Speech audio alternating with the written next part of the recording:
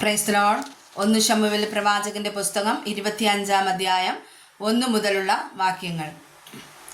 ശമൂവേൽ മരിച്ചു. ഇസ്രായേലൊക്കെയും ഒരുമിച്ച് കൂടി അവനെക്കുറിച്ച് വിലപിച്ചു. രാമായിൽ അവന്റെ വീട്ടിനരികെ അവനെ അടക്കം ചെയ്തു. ദാവീദ് പുറപ്പെട്ട് പാരാൻ മരുഭൂമിയിൽ പോയി പാർത്തു. കർമ്മേലിൽ വ്യാപാരമുള്ള ഒരു മാവോന്യൻ ഉണ്ടായിരുന്നു. അവൻ മഹാധനികനായിരുന്നു. അവന് 3000 ചെമ്മരിയാടും 1000 കോലാടും ഉണ്ടായിരുന്നു. അവന് കർമ്മേലിൽ ആടുകളുടെ രോമം കത്തിരിക്കുന്ന അടിയന്തരമുണ്ടായിരുന്നു. അവന് നാബാൽ എന്നും അവന്റെ ഭാര്യയ്ക്ക് അബീഗയിൽ എന്നും പേർ. അവൾ നല്ല വിവേകമുള്ളവളും സുന്ദരിയും. അവനോ നിഷ്ഠൂരനും ദുഷ്കർമ്മിയും ആയിരുന്നു. അവൻ കാലേബ് വംശക്കാരൻ ആയിരുന്നു. നാബാലിന് ആടുകളെ രോമം കത്തിരിക്കുന്ന അടിയന്തരമുണ്ടെന്ന് ദാവീദ് മരുഭൂമിയിൽ കേട്ടു. ദാവീദ് 10 ബാല്യക്കാരെ അയച്ചു. അവരോട് പറഞ്ഞത്, നിങ്ങൾ കർമ്മേലിൽ നാബാലിന്റെ അടുക്കൽ ചെന്ന് എൻ്റെ പേരിൽ അവന് വന്ദനം ചൊല്ലി, നന്നായിരിക്കട്ടെ, നിനക്കും നിന്റെ ഭവനത്തിനും നന്നായിരിക്കട്ടെ, നിനക്കുള്ള സകലത്തിനും നന്നായിരിക്കട്ടെ. നിനക്ക് ആടുകളെ രോമം കത്തിരിക്കുന്ന അടിയന്തരമുണ്ടെന്ന് ഞാൻ കേട്ടിരിക്കുന്നു. നിന്റെ ഇടയന്മാർ ഞങ്ങളോട് കൂടെ ഇരുന്നപ്പോൾ ഞങ്ങൾ അവരെ ഉപദ്രവിച്ചില്ല. അവർ കർമ്മേലിൽ ഇരുന്ന കാലത്തൊക്കെയും അവർക്ക് ഒന്നും കാണാതെ പോയതുമില്ല. നിന്റെ ബാല്യക്കാരോട് ചോദിച്ചാൽ അവരും നിന്നോട് പറയും. അതുകൊണ്ട് ഈ ബാല്യക്കാരോട് ദയ തോന്നേണം. നല്ല നാളിലല്ലോ ഞങ്ങൾ വന്നിരിക്കുന്നത്. നിന്റെ കയ്യിൽ വരുന്നത് അടിയങ്ങൾക്കും നിന്റെ മകനായ ദാവീദിനും തരേണമേ എന്നവനോട് പറവിൻ. ദാവീദിന്റെ ബാല്യക്കാർ ചെന്ന് നാബാലിനോട് ഈ വാക്കുകളെല്ലാം ദാവീദിന്റെ പേരിൽ അറിയിച്ച് കാത്തുനിന്നു. നാബാൽ ദാവീദിന്റെ ഭൃത്യന്മാരോട്, ദാവീദ് ആർ? ഇശായിയുടെ മകൻ ആർ? യജമാനന്മാരെ വിട്ടുപോയി കളയുന്ന ദാസന്മാർ ഇക്കാലത്ത് വളരെയുണ്ട്. ഞാൻ എൻ്റെ അപ്പവും വെള്ളവും എൻ്റെ ആടുകളെ രോമം കത്തിരിക്കുന്നവർക്കായി ഒരുക്കിയ മാംസവും എടുത്ത് എവിടത്തുകാർ എന്നറിയാത്തവർക്ക് കൊടുക്കുമോ എന്ന് ഉത്തരം പറഞ്ഞു.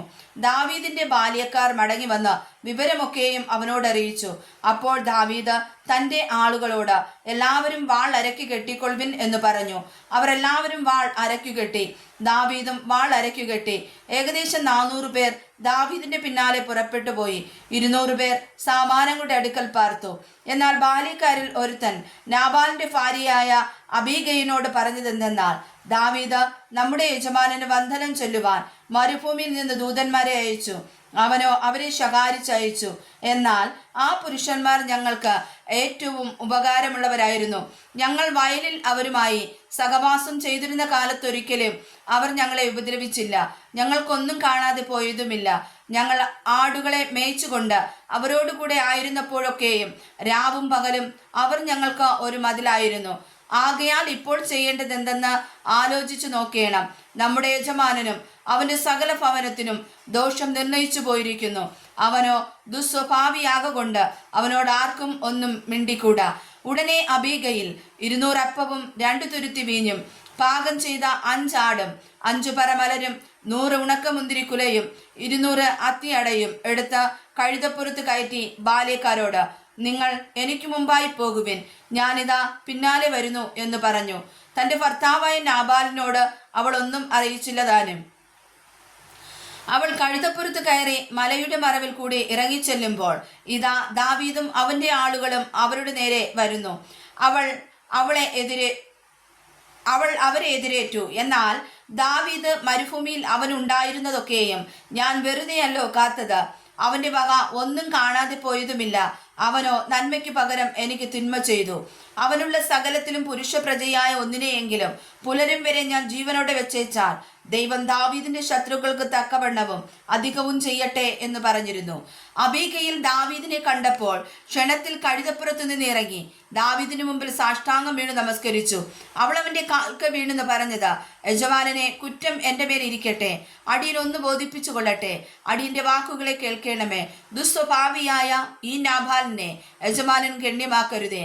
അവൻ തൻ്റെ പേർ പോലെ തന്നെ ആകുന്നു. നാബാൽ എന്നല്ലോ അവന്റെ പേർ. ഭോഷത്വം അത്രേ അവന്റെ പക്കലുള്ളത്. അടിയനോ യജമാനൻ അയച്ച ബാല്യക്കാരെ കണ്ടിരുന്നില്ല. ആകയാൽ യജമാനനെ, യഹോവയാണ്, നിന്നാണ് രക്തപാതകവും സ്വന്തം കൈയാൽ പ്രതികാരവും ചെയ്യാതവണ്ണം യഹോവ നിന്നെ തടുത്തിരിക്കുന്നു. നിന്റെ ശത്രുക്കളും യജമാനന് ദോഷം വിചാരിക്കുന്നവരും നാബാലിനെ പോലെ ആകട്ടെ. ഇപ്പോൾ യജമാനന്റെ അടുക്കൽ അടിയൻ കൊണ്ടുവന്നിരിക്കുന്ന ഈ കാഴ്ച യജമാനന്റെ പരിചാരകരായ ബാല്യക്കാർക്ക് ഇരിക്കട്ടെ. അടിയന്റെ കുറ്റം ക്ഷമിക്കണമേ. യഹോവ യജമാനന് സ്ഥിരമായൊരു ഭവനം പണിയും. യഹോവയുടെ യുദ്ധങ്ങളെയല്ലോ യജമാനൻ നടത്തുന്നത്. ആയുഷ്കാലത്ത് ഒരിക്കലും നിന്നിൽ ദോഷം കാണുകയില്ല. മനുഷ്യൻ നിന്നെ പിന്തുടർന്ന് നിനക്ക് ജീവഹാനി വരുത്തുവാൻ എഴുന്നേറ്റാലും യജമാനന്റെ പ്രാണൻ നിന്റെ ദൈവമായ യഹോവയുടെ പക്കൽ ജീവഭാണ്ഡത്തിൽ കെട്ടപ്പെട്ടിരിക്കും. നിന്റെ ശത്രുക്കളുടെ പ്രാണങ്ങളെയോ അവൻ കവിടിയുടെ തണത്തിൽ നിന്ന് എന്ന പോലെ എറിഞ്ഞുകളയും. എന്നാൽ യഹോവ യജമാനന് വാഗ്ദാനം ചെയ്തിരിക്കുന്ന എല്ലാ നന്മയും നിവർത്തിച്ചു തന്ന് നിന്നെ ഇസ്രായേലിന്റെ പ്രഭുവാക്കി വെക്കുമ്പോൾ അകാരണമായ രക്തം ചിന്നുകയും യജമാനൻ താൻ തന്നെ പ്രതികാരം നടത്തുകയും ചെയ്തു പോയി എന്നുള്ള ചഞ്ചലവും മനോവ്യതയും യജമാനനുണ്ടാകയില്ല. എന്നാൽ യഹോവ യജമാനന് നന്മ ചെയ്യുമ്പോൾ അടിയനെയും ഓർത്തുകൊള്ളണമേ. ദാവീദ് അബീഗയിലിനോട് പറഞ്ഞത്, എന്നെ എതിരേൽപ്പാൻ നിന്നെ ഇന്നയച്ചിരിക്കുന്ന ഇസ്രായേലിന്റെ ദൈവമായ യഹോവയ്ക്ക് സ്തോത്രം. നിന്റെ വിവേകം സ്തുത്യം. രക്തപാതകവും സ്വന്തം കൈയാൽ പ്രതികാരവും ചെയ്യാതെ വണ്ണം എന്നെ ഇന്ന് തടുത്തിരിക്കുന്ന നീയും അനുഗ്രഹിക്കപ്പെട്ടവൾ. നിന്നോട് ദോഷം ചെയ്യാതെ വണ്ണം എന്നെ തടുത്തിരിക്കുന്ന ഇസ്രായേലിന്റെ ദൈവമായ യഹോവയാണ്. നീ ബന്ധപ്പെട്ട് എന്നെ എതിരേറ്റ് വന്നിരുന്നില്ലെങ്കിൽ നേരം പുലരുമ്പോഴേക്ക് പുരുഷപ്രജയൊന്നും നാബാലിനു ശേഷിക്കയില്ലായിരുന്നു. പിന്നെ അവൾ കൊണ്ടുവന്നത് ദാവീദ് അവളുടെ കയ്യിൽ നിന്ന് വാങ്ങി അവളോട്, സമാധാനത്തോടെ വീട്ടിലേക്ക് പോകാം. ഇതാ ഞാൻ നിന്റെ വാക്ക് കേട്ട് നിന്റെ മുഖം ആദരിച്ചിരിക്കുന്നു എന്ന് പറഞ്ഞു. അബീഗയിൽ നാബാലിന്റെ അടുക്കൽ എത്തിയപ്പോൾ അവൻ തന്റെ വീട്ടിൽ രാജവിരുന്ന് പോലെ ഒരു വിരുന്ന് കഴിക്കുന്നത് കണ്ടു. നാബാലിന്റെ ഹൃദയം ആനന്ദത്തിലായി. അവന് നന്നാ ലഹരി പിടിച്ചിരുന്നു. അതുകൊണ്ട് അവൾ നേരം വെളുക്കും വരെ വിവരമൊന്നും അവനെ അറിയിച്ചില്ല. എന്നാൽ രാവിലെ നാബാലിന്റെ വീഞ്ഞിറങ്ങിയ ശേഷം അവന്റെ ഭാര്യ അവനോട് വിവരം അറിയിച്ചപ്പോൾ അവന്റെ ഹൃദയം അവന്റെ ഉള്ളിൽ നിർജീവമായി. അവൻ കല്ലിച്ചുപോയി. 10 ദിവസം കഴിഞ്ഞ ശേഷം യഹോവ നാബാലിനെ ദണ്ഡിപ്പിച്ചു. അവൻ മരിച്ചുപോയി. നാബാൽ മരിച്ചു എന്ന് ദാവീദ് കേട്ടപ്പോൾ എന്നെ നിന്ദിക്കായിട്ട് നാബാലിനോട് വ്യവഹരിക്കുകയും തന്റെ ദാസന് തിന്മ ചെയ്യാതെ വണ്ണം തടുക്കുകയും ചെയ്ത യഹോവയ്ക്ക് സ്തോത്രം. നാബാലിന്റെ ദുഷ്ടത യഹോവ അവന്റെ തലയിൽ തന്നെ വരുത്തിയിരിക്കുന്നു എന്ന് പറഞ്ഞു. പിന്നെ ദാവീദ് അബീഗയിലിനെ തനിക്ക് ഭാര്യയായി പരിഗ്രഹിക്കേണ്ടതിന് അവളോട് സംസാരിപ്പാൻ ആളയച്ചു.